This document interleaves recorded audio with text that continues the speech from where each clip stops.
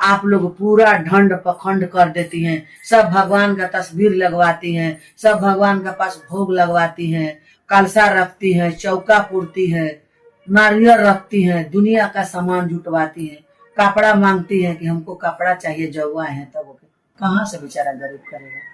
अब बताइए, हम ही कहे हैं संसार में घूम के, हम ही कहे हैं कि चुनरी ओढ़ लीजिए और खड़ा होके समाज में प्रवचन जैसे होता है वैसे प्रवचन भी बैठ के होता है, प्रवचन भी खड़ा होके नहीं होता है। और तबला पर जोर दे करके नचना है, महादेव के कार्य चाहे लोग समझे चाहे ना समझे, अपने भजन को पूरा लाइफ में डालना है कि हमको पूरा पैसा मिले, पूरा पैसा मिले। शिव गुरु के चरणों में प्रणाम, माँ भवानी के प्रणाम, हरेंद्र भैया, आनंद लीलम दीदी के प्रणाम, सबते देशवासियों, गुरु भाई गुरु बहना के चरणों के प्रणाम, प्रणाम के स्वीकार करें। देखिए गुरु भाई गुरु बहना, हम लोग शिव को गुरु मान लिए हैं, शिव आदि गुरु हैं, जगत गुरु हैं, तीनों लोक के मालिक हैं, दानियों में दानी महादानी है, दक्षिणा मूर्ति है। तो आज हम लोग इनको गुरु मान करके, और जो दुख संकट आता है हम उन लोग उनसे कहते हैं, सुनाते हैं, हम लोग को दुख में सहायता करते हैं, दुख को दूर करते हैं। बहुत इनमें दया है, बहुत अनुभूति है दीदी लोग। तो देखिए दीदी लोग, कहा जाता है कि चोरी करने वाला चोरी करके निकल जाता है, और मार खाने वाला मार खाता है, जेल जाने वाला जेल जाता है। वही हाल हम लोग के शिव चर्चा में है। गुरु बहना लोग गलती कर रही है घर पर, और जाकर के शिव चर्चा में, और उसका परिणाम हम लोग के भुगतना पड़ता है। उनका घर के ससुर हो चाहे पति हो, वो हम लोग से जवाब सवाल करते हैं। एक गुरु भाई हमको रोज भेटाते थे, लेकिन एको दिन न हमको दंड करते थे न प्रणाम करते थे। और एक दिन आगे का बात हुआ कि वो गुरु भाई हमको बड़े प्रेम से दोनों हाथ जोड़ के प्रणाम किए और हमको बुलाए, बोले कि दीदी आइए आइए आइए हमारे घर आइए। हम गए, उसके घर बैठे, कुर्सी उर्सी दिए, चाय बना के लाए, चाय हम पिए, और चाय पिया करके धीरे धीरे धीरे जैसे जैसे चोर के कबूल करा करा के मारा जाता है, वैसे धीरे धीरे हमारे संग जवाब सवाल करना स्टार्ट कर दिए कि क्या ललझारो दीदी आप यही समझाती हैं, चलती है चारों ओर देश विदेश चर्चा करने के लिए, तो गुरुबाना लोग यही समझाती है कि पति के आदर ना करे, पति के वचन ना माने, सास ससुर के सेवा ना करे, पति संगे लड़ाई करे, यही कहती हैं। बताइए आप लोग गुरु भाई गुरु बहना कि गुरु जी जब आते हैं, प्रवचन होता है, कोई संत महात्मा आते हैं तो प्रवचन करते हैं, तो प्रवचन में लोग बैठता है, बहुत भीड़ लगता है, तो उस प्रवचन में वो क्या समझाते हैं कि पति के मारिएगा, पति के गाली दीजिएगा, सास ससुर के खाए मत दीजिएगा, सास ससुर के कहना मत मानिएगा, यही बात समझाते हैं। ये तो बात नहीं समझाते हैं। महात्मा लोग जितना आते हैं प्रवचन करने वाले समझाते हैं कि सास ससुर के सेवा करते हुए, पति के वचन मानते हुए, पति के संग अच्छा व्यवहार करते हुए, घर परिवार के लेते हुए, साहब भी हमारे बात समझाते हैं कि घर को शमशान नहीं बनाना है, शमशान को घर नहीं बनाना है, घर को स्टेशन नहीं बनाना है, स्टेशन को घर नहीं बनाना है, सब संसार देखते हुए गुरु के चर्चा में जाना है, और झोली कांख में टांग के गेरुआ पहन के चोला बदल कर के कोई संत नहीं बनना है। ऐसा संत बनना है कि हमारे दादा बाप सनातनी तक निभा जाए। तो अब बताइए, महात्मा जी आते हैं तो अच्छा अच्छा बात समझा के जाते हैं, बच्चा ये करना है, ऐसे करना है, वैसे करना है, पति को गाली नहीं देना है, और सास ससुर के खाना खिलाना है, इज्जत करना है, बड़ जेठ की बात मानना है। अब पति को भी समझना चाहिए कि भाई चलो भगवान के चर्चा में से पत्नी आ रही है तो उनको हमको गलत शब्द नहीं बोलना चाहिए, उनसे अच्छा व्यवहार करना चाहिए। तब भैया लोग अपन गलती तो कहते नहीं है, और बहनी लोग के गलती ठहरा देते हैं कि तुम यहाँ जा रही हो, वहां जा रही हो। अब भैया जब अच्छा रहते हैं तो निहुर के किसी गुरु भाई गुरु बहना से बढ़िया से बात करते हैं, प्रणाम करते हैं। आज जब जोड़ा हो जाते हैं, मार के टंच हो जाते हैं, तो न पत्नी के चिंते हैं, न बाल बच्चा के चिंते हैं, न माता पिता के चिंते हैं। तो बताइए इसमें कसूर हम किसको ठहराए। तो ये गुरु भाई हमसे पूछने लगे कि क्या यही तुम समझाती हो, यही ज्ञान देती हो। तो बताइए गुरु भाई गुरु बहना, हम किसी को बुरा समझाएंगे कि अच्छे समझाते हैं कि दीदी लोग घर परिवार देखते हुए, पति परमेश्वर के देखते हुए, सास ससुर के देखते हुए अपना काम कीजिए, फुर्सत मिले तो चर्चा में जाइए, नहीं मिल रहा है तो न तो जाइए। अब बताइए हम ही कहे हैं, संसार में घूम के हम ही कहे हैं कि चुनरी ओढ़ लीजिए और खड़ा होके समाज में प्रवचन जैसे होता है वैसे प्रवचन भी बैठ के होता है, प्रवचन भी खड़ा होके नहीं होता है। और तबला पर जोर दे करके नचना है। महादेव के कार्य चाहे लोग समझे चाहे ना समझे, अपने भजन को पूरा लाइफ में डालना है कि हमको पूरा पैसा मिले, पूरा पैसा मिले।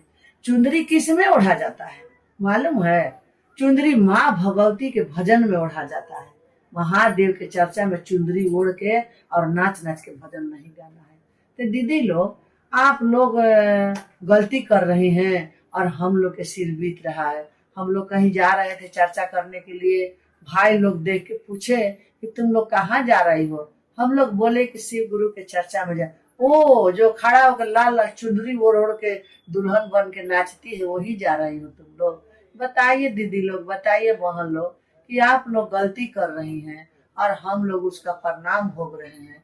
क्यों? आप भी नारी हैं, हम भी नारी हैं, कम से कम नारी की आप लोग इज्जत बचाइए और बैठ के बढ़िया से प्रेम से प्रवचन को कीजिए, साहब का बात को मानिए। साहब क्या कहते हैं, साहब क्या समझाए हैं, साहब के कम से कम इज्जत पानी रखिए, हम लोग की इज्जत पानी रखिए। दीदी लोग, चुंदरी क्या क्या ओढ़ना है?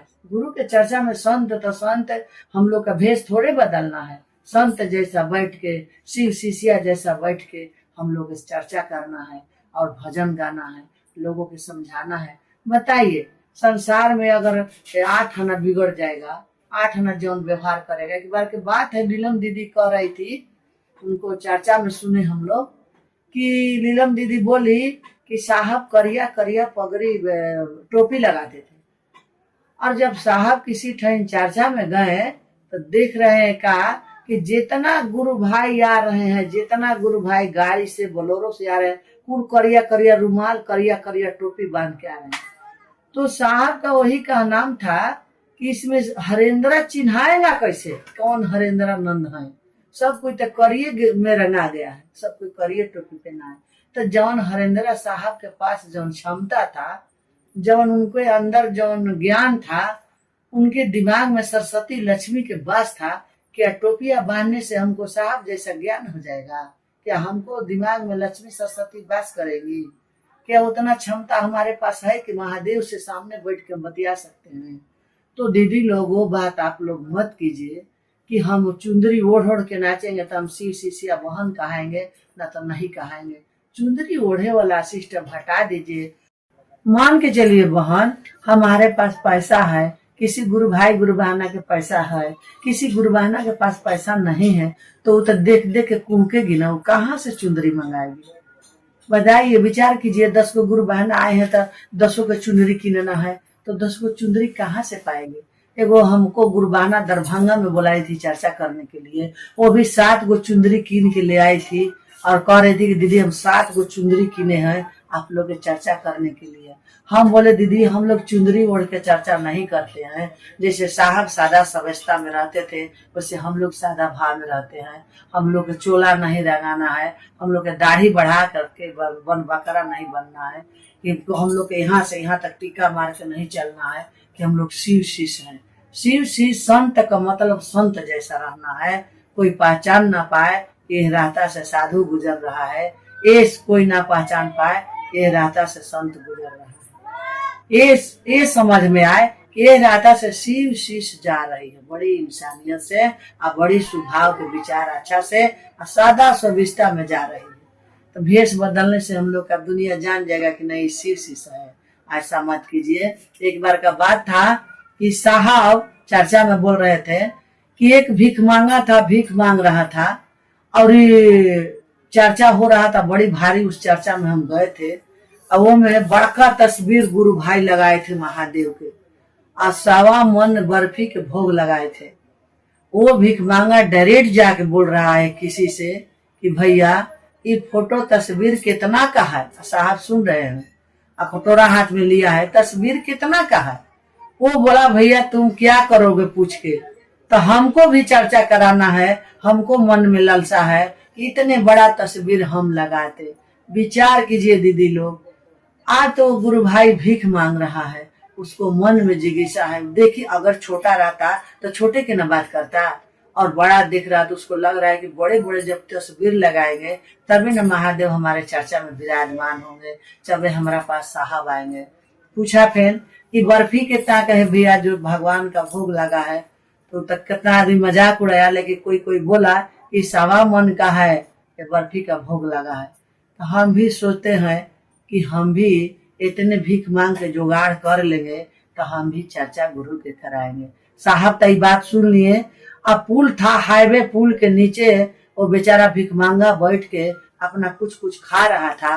साहब वो समय रिक्शा से पार हो रहे थे, रिक्शा खड़ा करवा के और उस भीख मांगा के पास गए। बोले कि बाबू तुम क्या पूछ रहा था, तुम क्या करते हो? तो सर हम भीख मांगते हैं। तो भीख मांगते हो तो तुम उतना बड़ा तस्वीर के क्यों पूछे? तो हमको यही लगता है सर कि उतना बड़ा जब तस्वीर लगाएंगे, 1.25 के भोग लगाएंगे, तभी ना हमारे घर महादेव आएंगे, हमारे घर साहब आएंगे। साहब बोले बाबू तू ये चिंता मत करो, ये बात नहीं है। उनका था रकम, वो बड़ा तस्वीर लगाएं, 1.25 मन का भोग लगाएं, तुम्हारे पास नहीं है, तुमको कुछ नहीं है। 5 गो बर्फी कीन के लाना, छोटे गो तस्वीर लाना, तुम लगा के चर्चा करना, हमको बुलाना, हम आएंगे। हम आ जाएंगे तो महादेव आ जाएंगे। बहुत भिखारी खुश हुआ, अब खुश होकर के साहब का गोड़ पर गिर पड़ा। बताइए साहब तो किसी से गोड़ पर नहीं गिरवाते थे, लेकिन उनका चरण का सामने गिर पड़ा धरती में कि साहब हमको बहुत अच्छा बात समझाए, बहुत अच्छा ज्ञान दिए। तो बताइए गुरु बहना लोग, हम लोग क्यों गलती करते हैं? गौरी गणेश बनाते हैं, कालसा रखते हैं, 5-5 गो नारियल आप लोग रखती है, क्यों ऐसे अपत कर रही है? किसी गरीब के पास नहीं होगा तो कहाँ से इतना करेगा? अरे जुड़ रहा है तो 10 रुपया का किशमिश ले लो, 10 रुपया की मिठाई मंगा लो, अब भगवान का भोग लगा दो संतुष्टि करने के लिए। तो साहब वो भी माना किए थे कि कोई जरूर नहीं है भोग लगाने के लिए, कोई जरूर नहीं है कुछ करने के लिए, खाली तुम लोग अपना प्रेम से दिल से भगवान का पुकार करो, भगवान तुम्हारा पुकार सुनेंगे। आप लोग पूरा ढंड पखंड कर देती हैं, सब भगवान का तस्वीर लगवाती हैं, सब भगवान का पास भोग लगवाती हैं, कलसा रखती हैं, चौका पूरती है, नारियल रखती हैं, दुनिया का सामान जुटवाती हैं, कपड़ा मांगती हैं कि हमको कपड़ा चाहिए, जगुआ है तब कहाँ से बेचारा गरीब करेगा? बताइए। तो कम से कम अपना आदत का सुधारिए, प्रेम से अपना सदा सुविस्ता में चलिए और गुरु की चर्चा कीजिए। कोई जरूरत नहीं है ओढ़ने का, कोई जरूरत नहीं है 5 गो नारियल लाने का, कोई जरूरत नहीं है कलसा कल्याणी करने का। 1 लोटा पानी रख दीजिए, भोग रख दीजिए, ढाक दीजिए, फूल पत्र बेलपत्र जितना आपको जुड़ रहा है वो चढ़ा दीजिए। ज्यादा ढोंग मत फैलाइए, बहुत से आदमी टूट जाता है, गरीब आदमी के पास नहीं है तो कहाँ से करेगा। और 3 सूत्र आप लोग मन तन से कीजिए दीदी लोग। 3 सूत्र में सब पूजा है, सब पूजा 3 सूत्र में है। यही कह करके अपने गुरु के चरणों में फिर से प्रणाम करती हूँ। साहब दीदी के चरणों में प्रणाम, समझते दीदी लोग भैया लोग के सब कोई के देशवासियों के चरणों में प्रणाम। प्रणाम के स्वीकार कीजिए। जिस बहन ऐसा कर रही है उनको चरणों में मैं बार बार प्रणाम करती हूँ, मेरा प्रणाम को स्वीकार कीजिए। इतने को अपने बानी